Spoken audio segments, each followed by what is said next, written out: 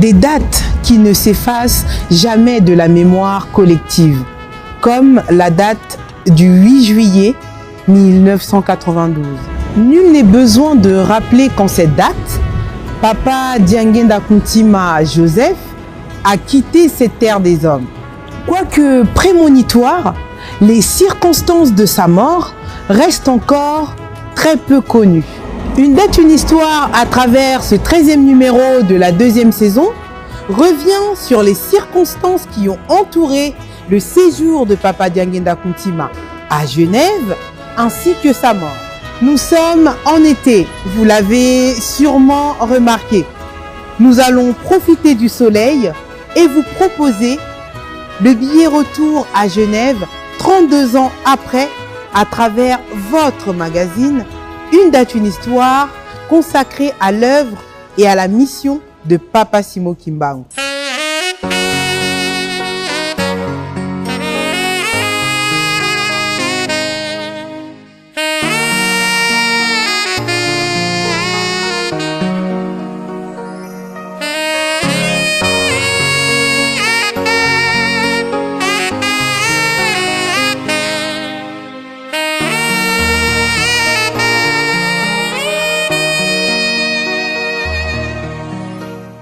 De Genève à Kinshasa, les témoignages sont légion, allant des plus crédibles aux plus douteux.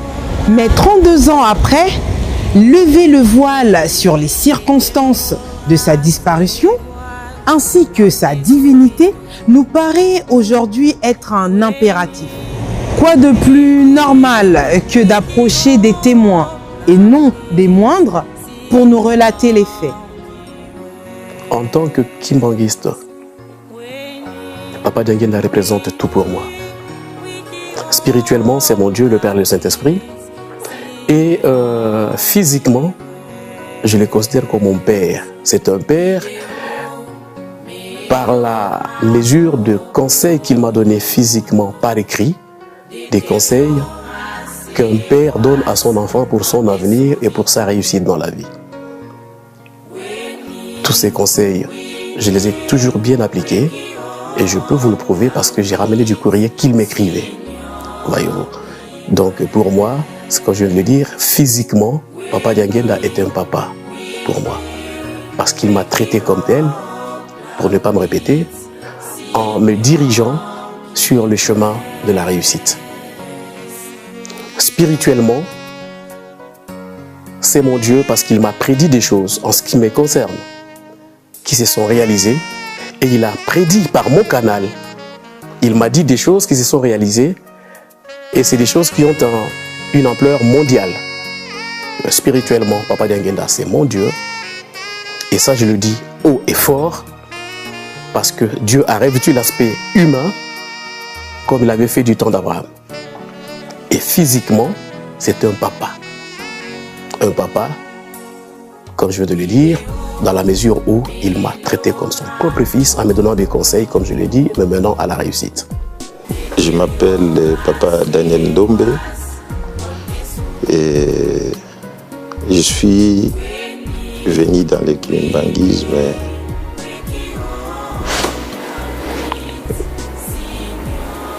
comme par enlèvement en fait. Et Papa Mfuma Longo, je suis kimbanguiste, je peux dire ce que je veux, mais j'ai vraiment un bon témoignage pour Papa Mfuma Longo parce que parmi les trois papas, c'est le premier que j'ai eu en rêve. C'est le premier qui est venu me visiter en rêve. Et il me voyait souvent en rêve, il me donnait des directives en rêve. Donc pour moi, Papa Mfuma Longo, j'ai compris en suivant. Après, j'ai commencé à suivre les enseignements sur Atelki. Donc je pouvais rester toute la nuit. Si j'avais, les jours souvent, j'avais rien à faire, je peux regarder les vidéos de Papa Mfuma Longo de minuit jusqu'à 3h, 4h du matin, puis j'allais au lit. Donc pour moi, Papa Mfuma Longo, c'est lui-même le Papa Simo Kimbangu. Lorsque je dis tout à l'heure que pour moi, papa, physiquement, c'est mon père, parce que vous savez autant bien que moi, aussi bien que moi, pardon, que chaque père a le souci que son enfant réussisse dans la vie. Et pour cela, il ne se fatigue pas de lui prodiguer des conseils, de l'orienter de manière à ce qu'il réussisse. Pour moi, cette situation a commencé quand et comment? En 1986, je passe mon examen d'État, ce qu'on appelle ici le bac. Je réussis mon bac et à la même occasion, j'avais une bourse d'études pour le Maroc. Comme cela est des coutumes chez les kimbanguistes, avant de faire quoi que ce soit, avant d'aller où que ce soit, on va voir papa. Donc je vais à Mokoto, il y avait beaucoup de monde. Alors beaucoup de monde, de telle sorte que je n'étais pas sûr de pouvoir rencontrer papa. Et à l'époque, c'était Papa Ditélé qui assurait la sécurité des papas, son protocole le plus proche. Et il était réputé être quelqu'un de très sévère. Mais ces jours-là, j'avais une chance énorme. C'est-à-dire que quand Dieu prévoit quelque chose, il ouvre le voie. J'arrive à Mokoto, j'ai dit, je vais voir Papa Ditélé. J'ai dit, papa, j'ai envie de voir papa parce que je dois voyager incessamment et j'ai besoin de rencontrer papa. Instantanément, il me dit, ne bouge pas, j'arrive. Il entre dans la résidence, il y avait plein de monde à Mokoto. Il entre dans la résidence et ressort et vient me chercher. J'étais tout jeune à l'époque, hein, j'avais quoi, 21 ans. Il vient me chercher et il m'amène dans le bureau de papa. Je trouve papa tout seul dans son bureau. Je m'agenouille. Je m'agenouille. Il me dit, alors mon fils, ça va? Je dis, oui papa. Quelle nouvelle? Et là, je lui dis, papa, d'abord, merci de m'avoir aidé à réussir mon examen d'État. J'ai obtenu une bourse pour le Maroc et je suis venu pour que tu m'aides à réussir mes études. Je n'ai jamais fait l'université, mais je viens pour que tu m'aides. Chers amis, Dieu nous aime. Papa m'a dit beaucoup de choses. On n'était que tous les deux dans son bureau. Alors, papa était debout devant moi. Je me suis agenouillé et il a pris ma tête. Il l'a mis sur son ventre. Il m'a dit beaucoup de choses. Je peux révéler 2 choses ou 3. Il m'a dit, après, évidemment, donc après m'avoir donné des conseils et avant de prier, tout en maintenant ma tête contre son ventre, il me dit, tu vas au Maroc pour les études. Ne va pas pratiquer la magie. Sinon, tu perds toutes les chances que Dieu t'a données. Bonne chance. Je dis, merci papa. Il a prié. Je suis sorti, j'étais tout content. J'arrive au Maroc, je crie à papa. Papa, je suis bien arrivé. Et c'est là que la relation père-fils physique pour moi, en quelque sorte, a commencé. Chaque fois que j'écrivais à papa, il me répondait. J'ai toutes ces lettres. Si vous voulez le voir, je les ai. Si vous voulez les exhiber à la presse, je les ai. Et donc, il me disait toujours une chose, fournis seulement un minimum d'efforts, je m'occupe du reste. À chaque fois, il me répondait. Chaque fois, je lui écrivais. Et la lettre qui a le plus attiré mon attention, c'est une lettre de 1987, de juin 1987. Là, il m'écrit pour me dire, nous sommes en pleine préparation des festivités du 12 octobre, du centenaire de Papa Simon Kimbangu. Et nous avons la foi que l'Afrique du Sud et la Namibie se réjouiront enfin. En 1987. Alors, pourquoi il parle de l'Afrique du Sud? Pourquoi il parle de la Namibie? L'Afrique du Sud était encore sous apartheid. Un apartheid qui a duré des décennies. Et la Namibie était encore sous colonisation sud-africaine. Vous voyez? Donc c'était la dernière, le dernier État colonisé de l'Afrique, c'était la Namibie. Pour une petite histoire, la Namibie a été une colonie sud-africaine depuis 1920. Donc, malgré tous les efforts diplomatiques faits pour que la Namibie devienne indépendante, tous ces efforts n'ont jamais réussi. Si bien qu'on n'en parlait même plus. De la même manière, Nelson Mandela en prison depuis plusieurs années déjà, personne ne pouvait imaginer ou tout simplement prédire à quelle période Mandela sortirait de prison ou à quelle période la Namibie serait indépendante. Mais en 1987, Papa Dangenda me le dit, me l'écrit, j'ai la lettre. Quand j'ai lu la lettre,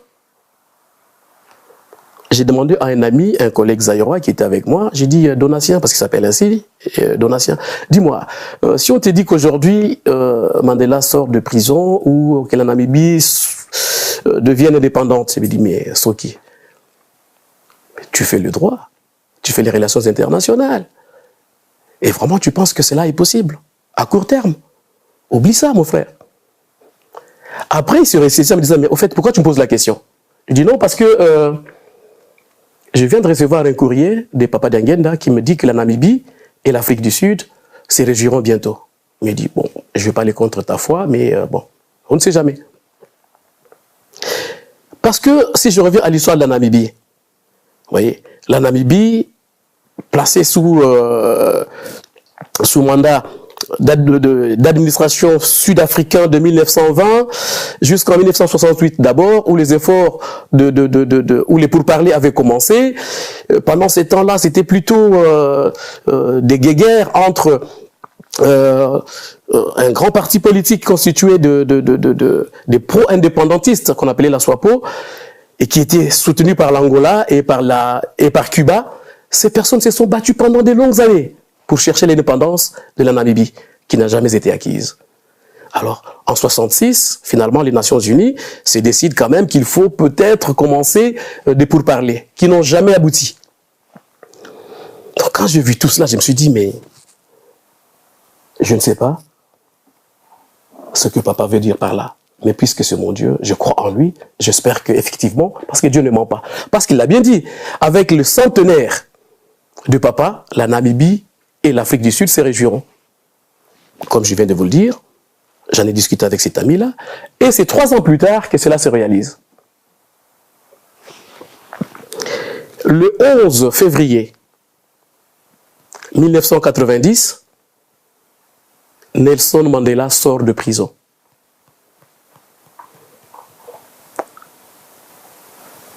Or, avec la sortie de prison de Nelson Mandela, c'était déjà la fin de l'apartheid. Donc, sa prophétie venait de se réaliser. La même année, le 21 mars, la Namibie devient indépendante, contre toute attente. La Namibie devient indépendante.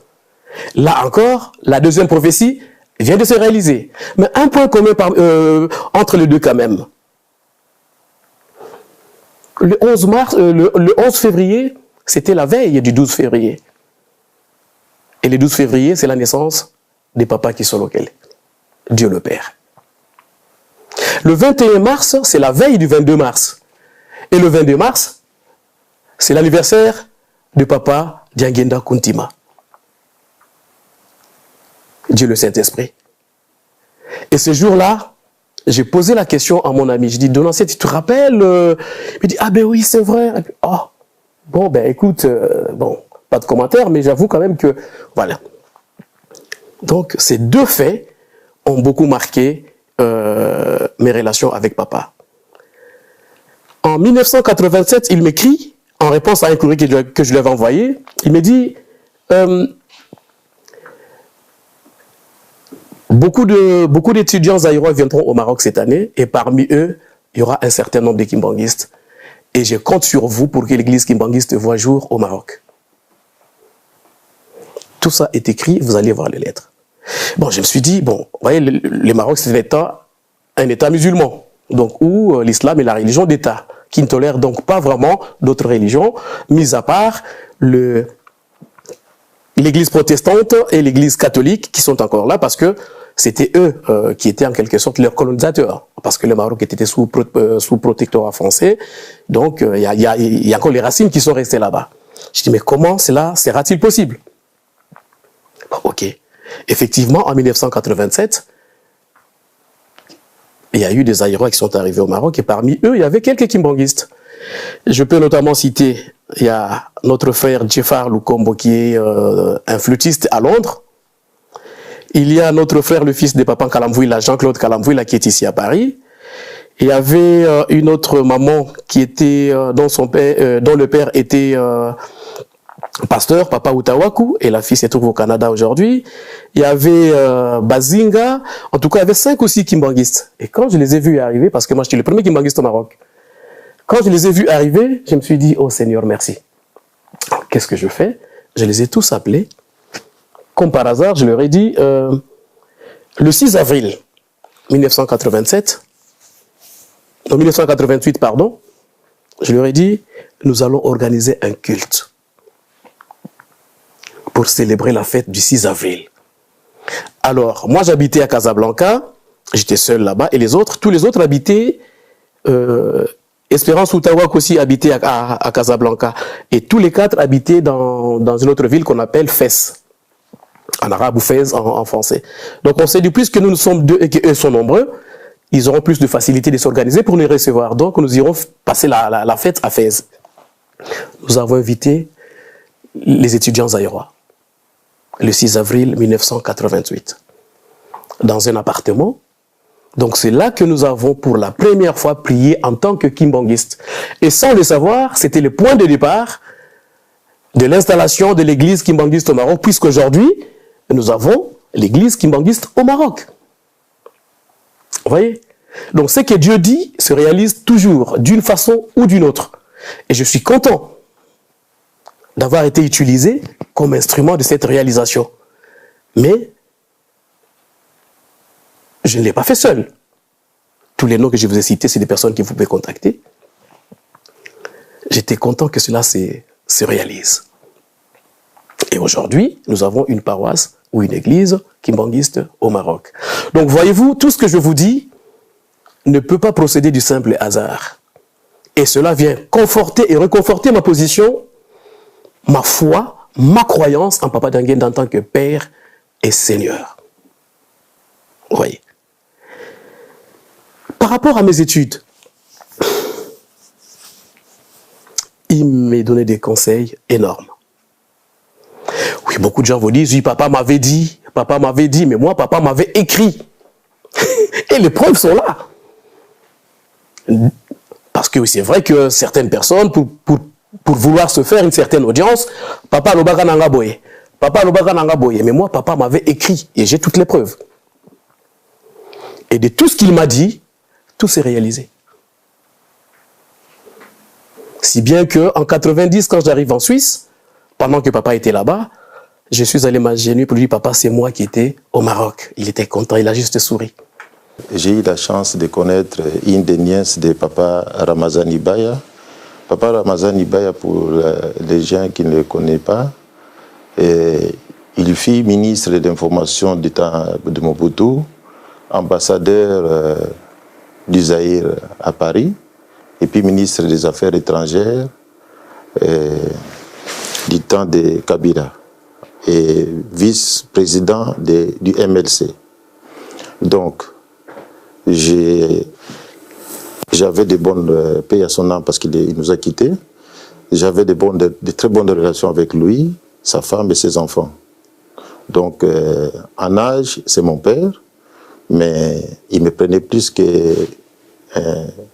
j'étais comme un conseiller de l'ombre pour lui, en fait. Parce qu'il avait, vous voyez, les hommes politiques, ils ont une qualité, ils savent découvrir des fois des talents cachés dans un individu. Eh bien, quand on échangeait politiquement, il avait découvert que je pouvais lui apporter quelque chose. C'est dans ce sens-là qu'il me consultait en privé. Et puis, un jour,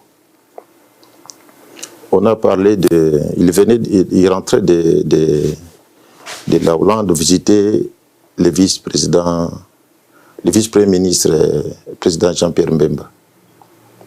il était triste parce que ça faisait longtemps qu'il était à me retenir là-bas. Alors, je lui ai posé la question.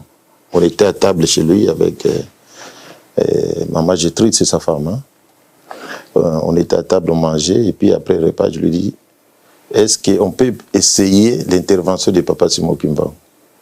Il dit, Daniel, pourquoi pas? Et puis il m'a proposé même qu'on aille à La Haye pour aller visiter le vice-président. Je dis, bon, moi, je ne peux rien faire sans demander l'autorisation à Papa, mais je sais que Papa peut intervenir pour qu'il soit libéré. Dieu n'a pas voulu qu'il soit assassiné.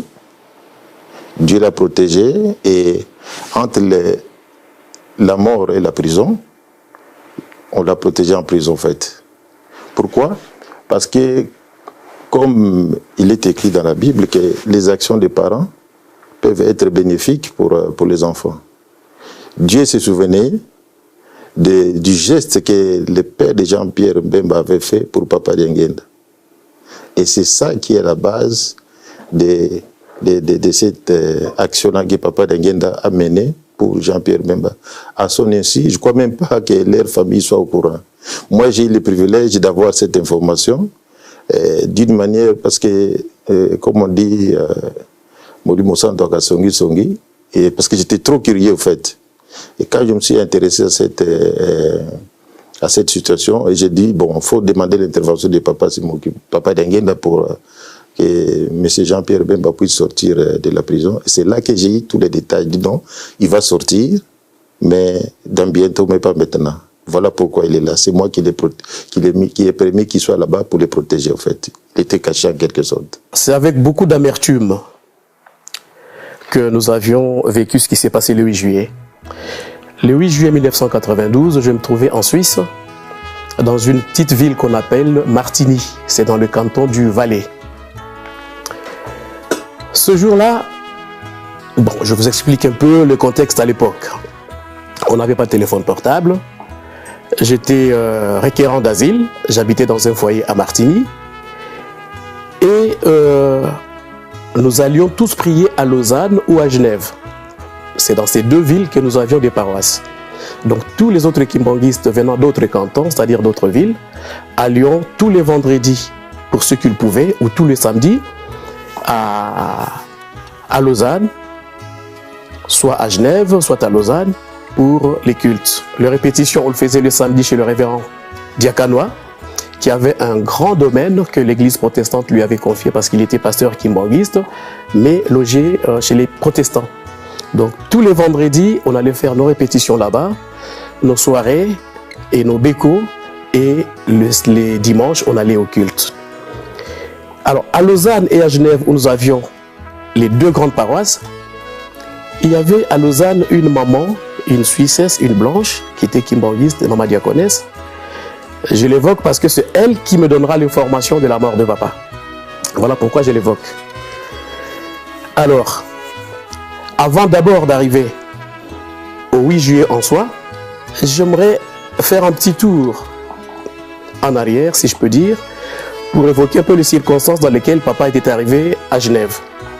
Comment nous l'avions su, comment nous avons supporté ou pas ce que nous avons su par la suite, parce que l'arrivée de papa était secrète en quelque sorte.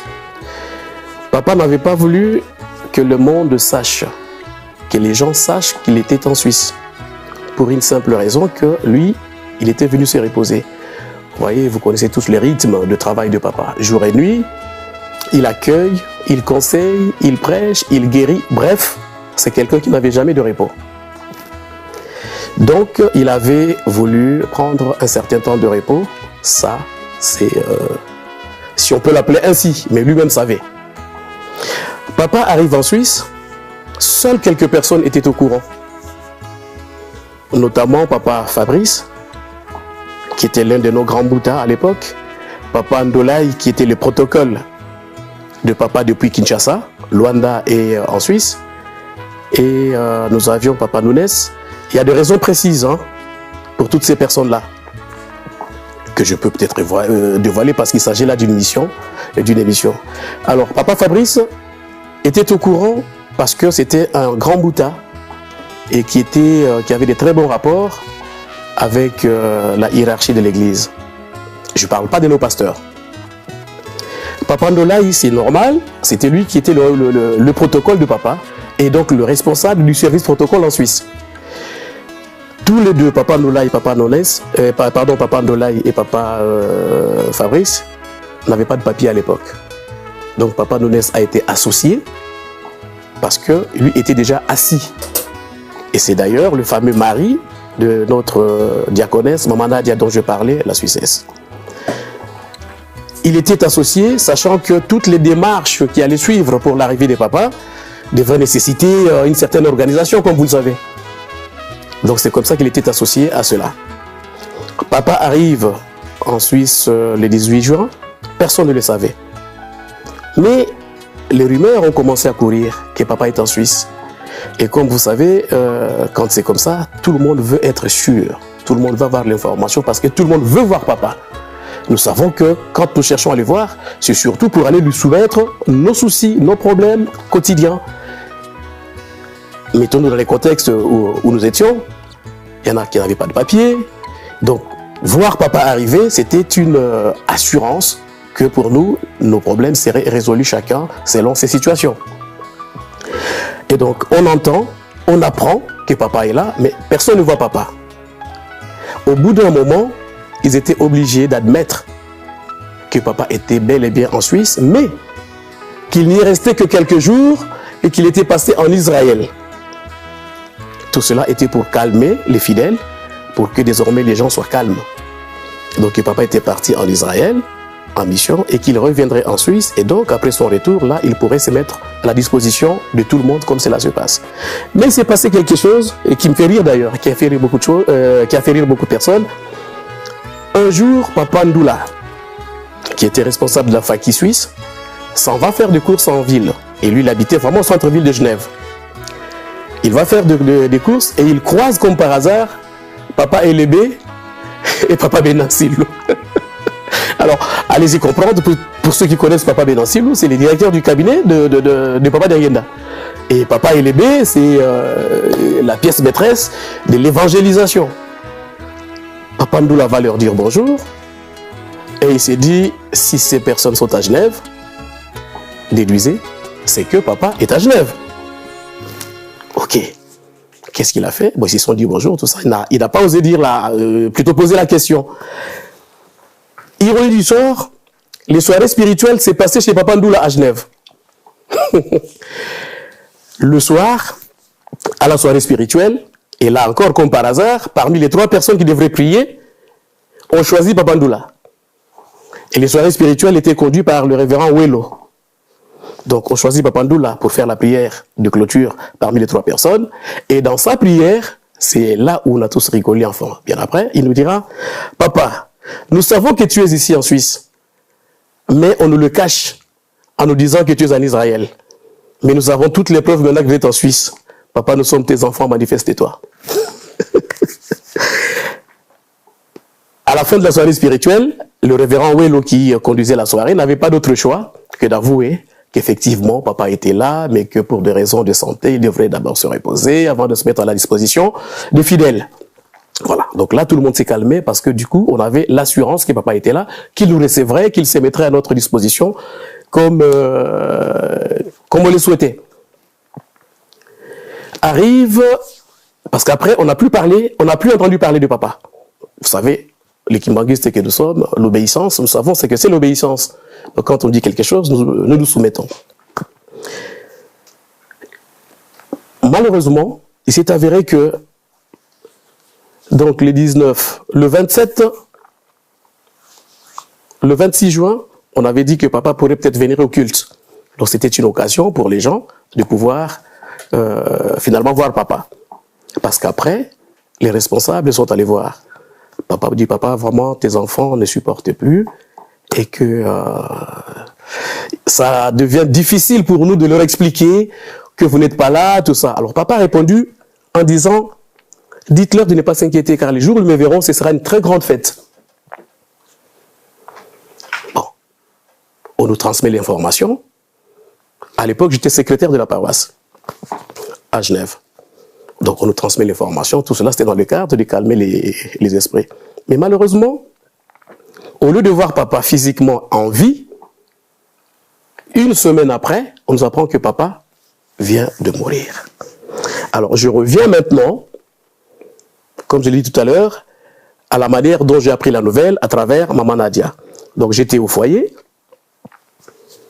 et j'avais pas de téléphone portable à l'époque. Donc pour nous joindre, il fallait absolument que la personne qui avait besoin de vous appelle le foyer en disant à la personne à qui il voulait parler et on allait chercher la personne.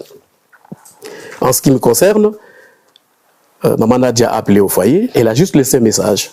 Et il y a quelqu'un qui est venu me dire, l'assistante sociale, écoutez, monsieur Albert, j'ai un message pour vous, appelez cette dame d'urgence. D'urgence? Bon, je sais que j'ai logé chez eux quand j'allais à Genève, à Lausanne, pardon, le week-end pour les cultes. Donc du coup, je vais à la poste, qui n'était pas très loin du foyer, j'entre dans les cabines de la poste pour appeler. J'appelle, elle me répond, oui, bonjour papa, ça va, ça va. La première question, dis-moi, tu es debout ou assis? Je me dis, mais debout ou assis, pourquoi? Il m'a dit, non, réponds-moi juste s'il te plaît. J'ai dit, non, je suis debout. Est-ce que tu peux t'asseoir? Je dis, ok, je vais m'asseoir. Il y a des tabourets qu'on met dans chaque cabine. Je me suis assis, et c'est là qu'il me dit, papa n'est plus. Je dis, pardon? Il me dit, papa n'est plus. Alors, dans l'embarras, je me dis, mais quel papa? Il me dit, papa Foumalongo n'est plus, je t'ai dit. Elle a commencé à pleurer. Alors, viens, on t'attend à la maison pour aller à Genève. Ce fut un soir. Je suis rentré au foyer, je me suis préparé.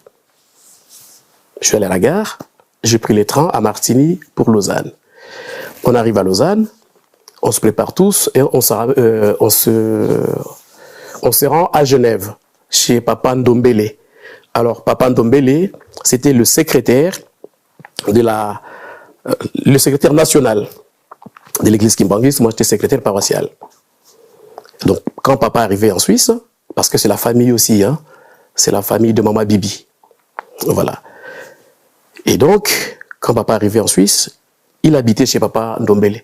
Mais quand il est venu pour finalement ne plus repartir vivant, il est allé vivre dans le bâtiment, dans l'appartement que l'église avait pris pour lui, à Salève.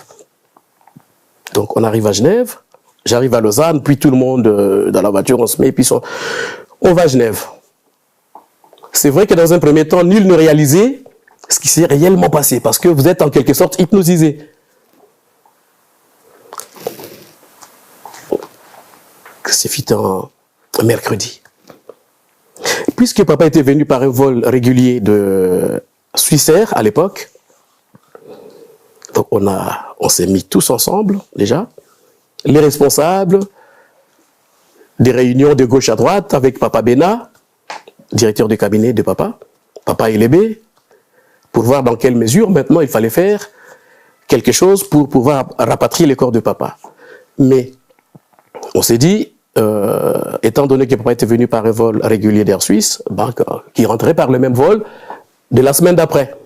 Et nous avions programmé d'exposer les corps de papa le dimanche 12 à l'église. Et les choses se sont précipitées. Parce que pendant que nous étions chez Papa Ndombele, Papa Benansilou a appelé le président Mobutu pour lui annoncer la mort de papa. Je me souviens que pendant qu'il parlait avec le président, il se présente, Benansilou, directeur du cabinet de son éminence. Ah oui, Benansilou. Parce qu'il les connaissait bien.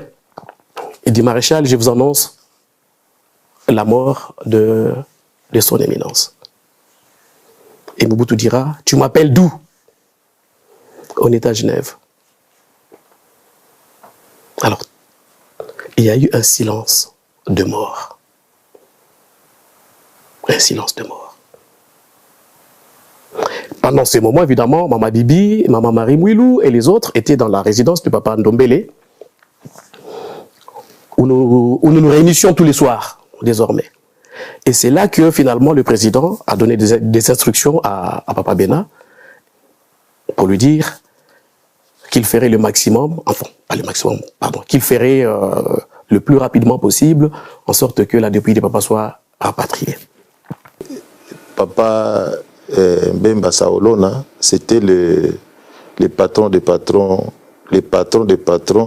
Zaïre à l'époque. Et c'est lui qui était à la tête du patronat zaïrois. Et il avait la compagnie Sibé Zaïre. Moi, personnellement, j'ai eu la chance de voyager avec Sibé Zaïre, je crois, à 2 reprises.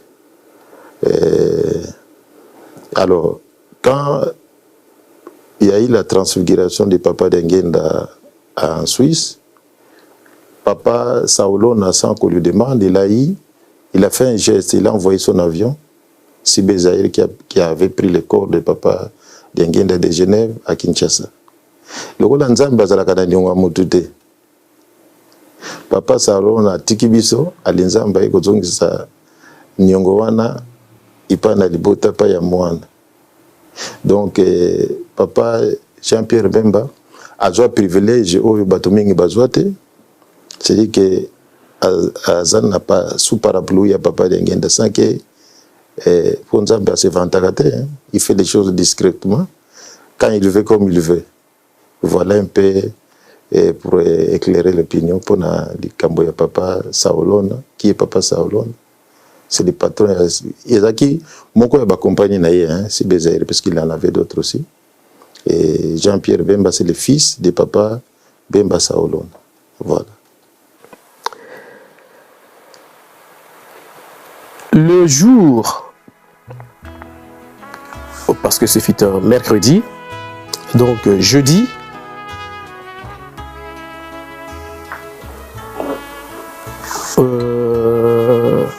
excusez-moi, le jour où nous devions rapatrier le corps de papa. Ce qui m'a le plus ému, c'est le fait que nous n'étions pas nombreux en Suisse à l'époque. Et nous étions tous jeunes. Mais c'est nous qui nous sommes organisés, c'est nous qui nous sommes occupés d'organiser les obsèques de papa en Suisse. Nous n'étions pas nombreux, nous étions tous très jeunes. Mais c'est quand on a vu l'ampleur que les obsèques de papa ont pris à Kinshasa qu'on a compris que nous avions fait quelque chose quand même de remarquable dans l'histoire de l'Église. Parce que c'est vrai que les gens retiennent plus ce qui s'est passé à Kinshasa et en Kamba. Mais avant, il s'est passé quelque chose. Et c'est nous qui l'avions fait. Si vous avez encore les images, je crois que les images étaient mises déjà sur Internet. J'aime pas bien ça. Parce que là, on nous montre la dépouille de papa. Je n'ai pas apprécié la personne qui a fait ça. Je ne sais pas jusque-là qui vraiment a eu cette initiative que je condamne. Parce qu'il n'y a pas eu d'intimité. Mais, hélas, ça a été fait. Quelque chose avait attiré mon attention ces jours-là. Il y avait un monsieur, pendant que nous allions nous recueillir devant le cercueil, il y avait un monsieur qui souffrait d'une sciatique atroce. Ce monsieur venait de Fribourg. Fribourg, c'est une ville de Suisse.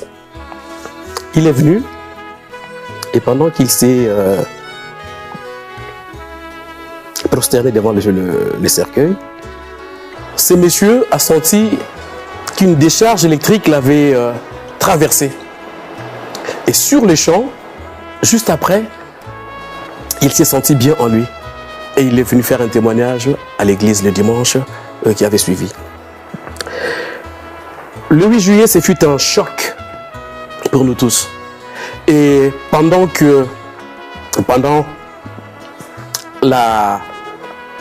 juste après le culte, enfin pendant qu'on faisait le culte, quand papa José a pris la parole, c'est là qu'il nous expliqua le songe que papa D'Engenda avait eu en date du 30 juin.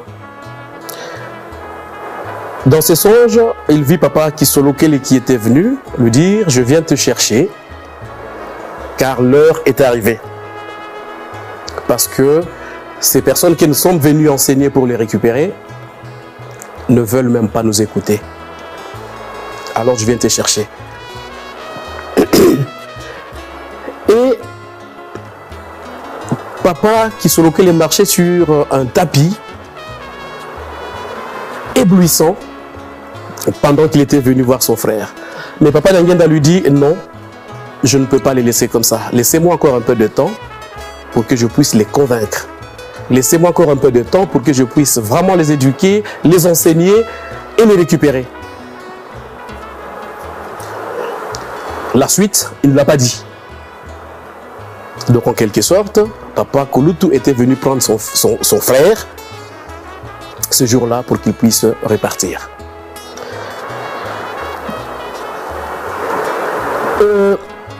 Je crois que vous avez vu une photo sur laquelle j'étais perché sur le toit d'une voiture du corbillard. Lorsque il était temps de mettre le cercueil de papa dans la voiture, dans le corbillard, je me suis mis à un coin tout seul, je ne sais pas pourquoi, je ne pensais plus à rien, et l'idée m'est arrivée d'aller prendre le portrait de papa et de monter avec sur le toit du corbillard.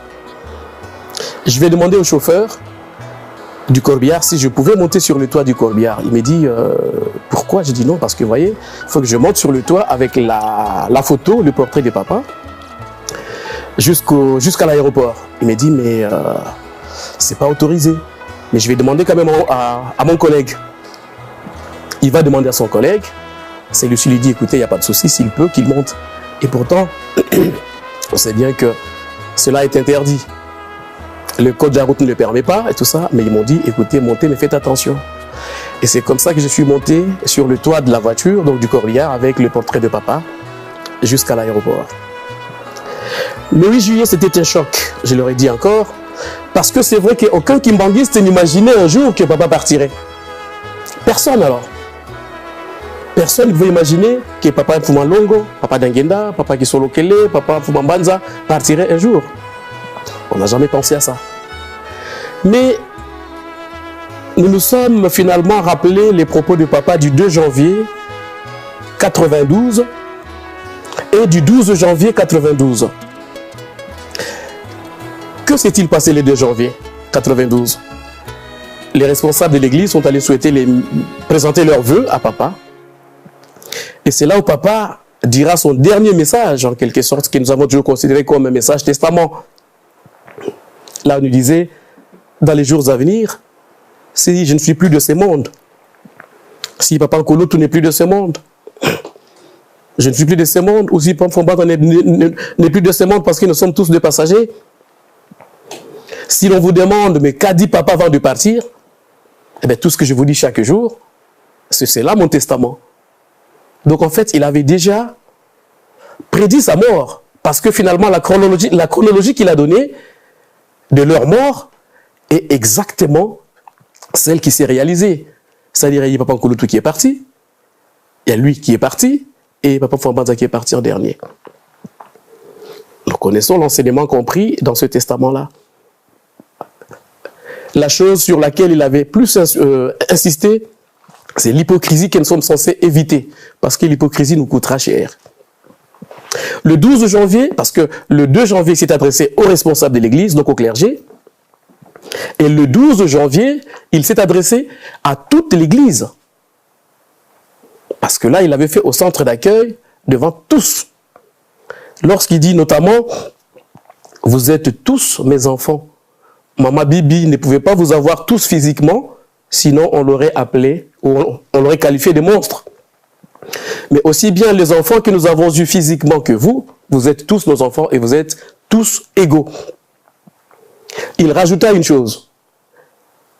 Papa me disait toujours, donc là c'est papa qui parle, papa Simon Kimbangu me disait toujours, Diangenda, ce n'est pas parce que tu es mon fils que le royaume des cieux t'est acquis. Voilà pourquoi je me prépare jour et nuit pour mériter le royaume des cieux. Et je vous dis la même chose à vous tous qui êtes là. Cela m'a inspiré parce que je me suis dit, Dieu est tellement juste qu'il n'aimerait pas faire voir que seuls les enfants qu'ils ont fait physiquement, biologiquement, mériteront le royaume des cieux. Au contraire. Donc le 8 juillet nous a rappelé tout cela. Et dans le désarroi total où l'on était, on s'est rendu compte que Dieu ne ment pas et que ce qu'il dit se réalise toujours. Toujours. Un mois après la mort de papa, c'est-à-dire le 8 août 1992, nous avions organisé à Genève un grand culte au siège du Conseil écuménique des Églises pour encore une fois rendre hommage à la mémoire de Papa Diangenda. Et à ces cultes-là, beaucoup de personnes, évidemment, ont donné répondre à notre invitation. Nous avions même invité la presse écrite. Nous avions imprimé des flyers, histoire du kimbanguisme, tout ça, avec en couverture un petit aperçu de l'église kimbanguiste, et là, tous les programmes de la journée du 8 août 1992. Le culte était organisé, comme je viens de le dire, au siège du Conseil écuménique des Églises, dont nous sommes membres. Vous comprenez donc que les membres du Conseil écuménique des Églises étaient présents, les autres églises sœurs étaient présentes, et la presse écrite, vous ne verrez ça nulle part. Mais comme je suis un bon archiviste, ce journal suisse s'appelle Le Nouveau Quotidien. Dedans, vous avez un article qui parle de la mort de Papa Diangenda en Suisse, du culte que nous avions organisé à cette occasion-là. C'est des archives, hein. Samedi 15 août 1992. Et voilà le titre. Oyez, oyez, une église africaine chante la mort de son guide. Vous verrez ça nulle part. Oui. Donc là, la cérémonie se passe au Conseil écuménique de l'église. Et là, ça vous parle de Papa Diangenda, de sa venue en Suisse et de sa mort. Voyez. Donc c'est pour dire que nous avons toujours été sensibilisés et mobilisés pour l'évangélisation, mais aussi pour la visibilité de l'Église. Parce que quand je pense que papa me l'avait dit, l'Église a besoin des cadres, on ne peut pas être cadre de l'Église simplement parce qu'on a besoin de grades, quoi que ce soit. Mais c'est pour faire en sorte que l'Église soit reconnue. N'est-ce pas que Papa Simon Kimbangu l'avait dit lui-même?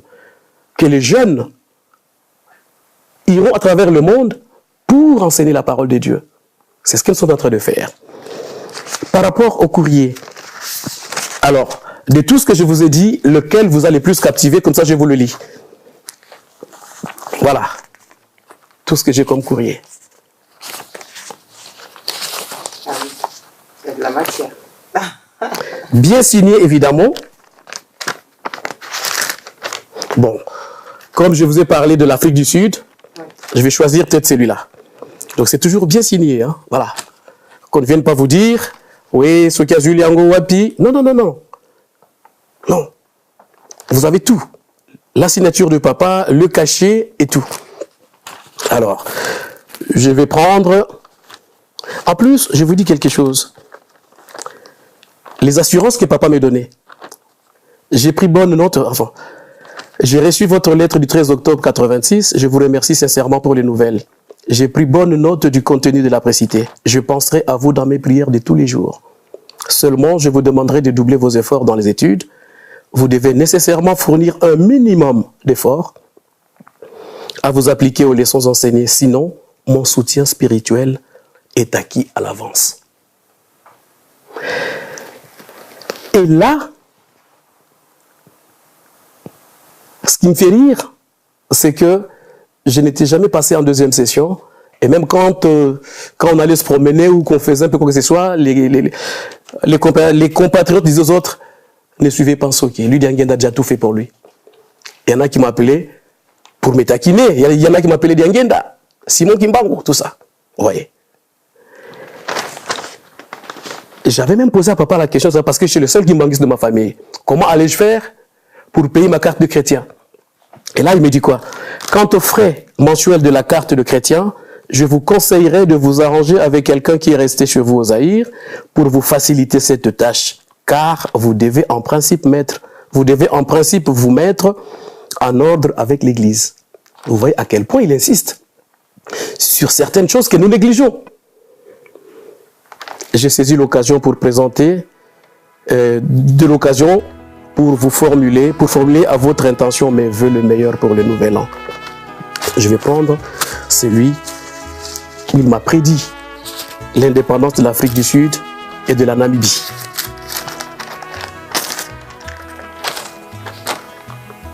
Alors, ça c'est un courrier du 6 août 1987.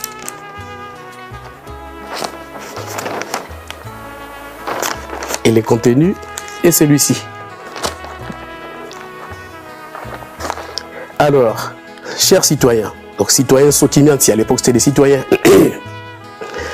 Université Hassan II, Casablanca, chers citoyens, ma vie mpima kumazola beni kikilu matuki di komono wako se monamfumu, c'est-à-dire mes très sincères salutations, mes sincères salutations à toi. Sinon pour être vraiment plus précis, donc ils viennent de moi ton Père céleste. Ensangu Ntambodinkanda Kuwasonama Mulumbukia le 5 juin 1987. Matondo Kwanzambi Munamau Kakutubanzi Langa Ntangu Kentangu. Comme nouvelle, j'accuse réception de ta lettre du 5 juin 1997 et je remercie Dieu de ce qu'il nous entend chaque jour. Beto Zuzi Kaluningu le 7 juin 1987. Toi ça la démarrage, il y a centenaire, il y a naissance, il y a Papa Simon Kimbangu. Depuis le 7 juin 1987, nous avons amorcé le démarrage du centenaire de Papa Simon Kimbangu. Tout comme on entend Yoyompe, toi Yanti qui dit génération Yampa. Désormais, nous entrons dans une nouvelle époque, dans une nouvelle génération. Vous, Tuenakia, vous, Afrique du Sud, Namibie, Sibayangalala. Et nous avons confiance que l'Afrique du Sud et la Namibie se réjouiront. Nous allons tous bien.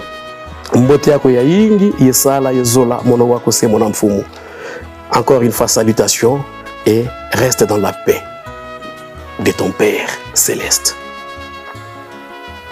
Il y a un post-scriptum à la main. Le 12 septembre prochain, nous fêterons le 100e anniversaire de la naissance du prophète Simon Kimbangu. Ouais, et ça, c'était le 6 août 1987, comme je vous l'ai dit dans mon exposé. Et en février 90, l'Afrique du Sud, la Namibie, se sont réellement réjouis, comme je vous l'ai dit. Qui dit mieux? Avant le culte œcuménique, nous avions envoyé une invitation à toute l'église kimbanguiste d'Europe. D'ailleurs, je sais qu'en tant que secrétaire, c'est moi qui avais envoyé l'invitation. Et j'avais reçu une réponse de Papa Mayunga à l'époque. Papa Joseph Mayunga. C'est l'histoire, même si c'est des personnes qui ne sont plus avec nous, mais on ne peut pas, hélas, truquer l'histoire.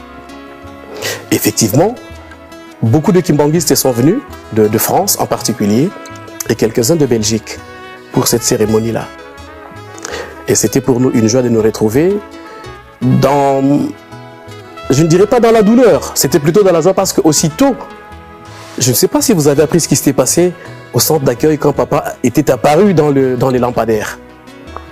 Donc c'est là où nous avions compris que nous n'avions pas de raison de penser que papa était mort. Donc il demeurait toujours avec nous spirituellement et jusqu'à présent nous en avons les preuves. Donc depuis ces jours-là, effectivement, on n'était plus triste. Pas de tristesse, pas de préoccupation quelconque, parce que nous avions finalement été confirmés que Dieu ne meurt pas. Voyez.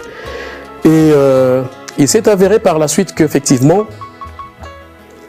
beaucoup de fidèles ou des personnes sont arrivés en Suisse, qui étaient kimbanguistes ou pas, mais le problème, c'est la stabilité administrative. Vous voyez ce que je veux dire par là? On peut avoir reçu 5 ou 6 personnes, mais au bout de 3, 4, 5 mois, ils n'y sont plus parce que, administrativement, ils ne peuvent plus demeurer en Suisse. Et très souvent, ces personnes viennent en France ou venaient en France et en Belgique. C'est pour ça d'ailleurs qu'on peut constater que la plus grosse communauté kimbanguiste, c'est en France. Parce que, administrativement, la France est beaucoup plus souple et plus souple dans la mesure où on peut y vivre avec ou sans papier, ce qui n'était pas le cas, du moins en Suisse. Et ce qui n'est pas le cas jusqu'à présent d'ailleurs. Au risque évidemment de te rattraper par la loi. Ce qui fait que jusqu'à présent en Suisse, nous avons une bonne communauté kimbanguiste en Suisse. Nous avons encore une paroisse à Genève, une paroisse à Lausanne. Et c'est malheureusement, c'est toujours ces deux villes où l'église kimbanguiste reste implantée. Et beaucoup de fidèles viennent d'autres cantons, donc d'autres villes, pour venir prier à Lausanne et à Genève. Oui. Alors, c'est comme je dis, nous avons été réconfortés dans notre foi après le départ de papa. Parce qu'au vu de tous les miracles qui ont suivi, on s'est dit qu'il n'y avait pas de raison que l'on soit dans la tristesse. Non. Non. C'est à travers des grands bouleversements que le monde a connu son évolution. Si le 8 juillet 1992 était une date bouleversante pour les kimbanguistes de l'époque, c'est également à cette date, 8 juillet 2024, que sa divinité Papa Simo Kimbangu Kiangani a choisi de tenir une grande réunion marquant l'évolution de son église. Ce numéro d'une date, une histoire a relaté les circonstances de sa disparition à Genève et nous a poussé à nous concentrer sur son message pour la jeunesse. La jeunesse sur qui Papa Diangenda Kounti m'a porté tout son espoir. D'où le slogan « Espoir de l'Église ». Il a voulu faire de sa jeunesse un modèle. C'est d'ailleurs pour cette raison qu'il enverra dès 1972 les jeunes kimbanguistes en retraite. La retraite spirituelle sera l'objet de notre prochain rendez-vous le 17 juillet à travers votre magazine Une date, une histoire consacré à l'œuvre et à la mission de Papa Simo Kimbangu.